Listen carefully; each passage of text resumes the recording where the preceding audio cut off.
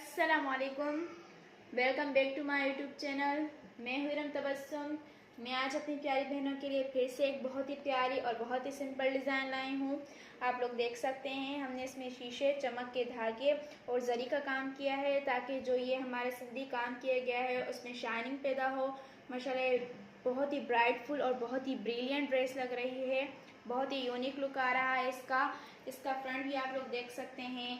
आगे से दामन भी बहुत ज़्यादा हैवी है, मतलब इसकी शर्ट जो है आगे से गले पर हल्का सा काम किया था, इसी वजह से हमने छोटे छोटे सिंधी फ्लावर्स जो हैं वो आगे से भी लगाए हैं और बिल्कुल मल्टी कलर के लगाए हैं।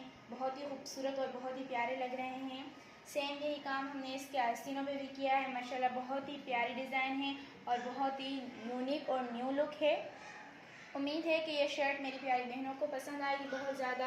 और आप लोगों को ये डिज़ाइन कैसी लगी हमें प्लीज़ कमेंट्स में बताया करें।